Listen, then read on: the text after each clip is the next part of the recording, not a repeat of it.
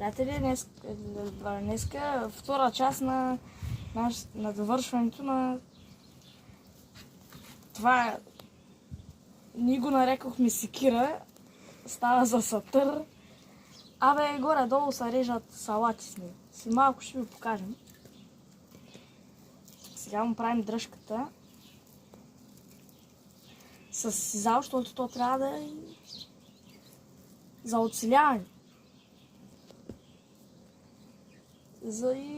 Трябва да изглежда малко по-скромно.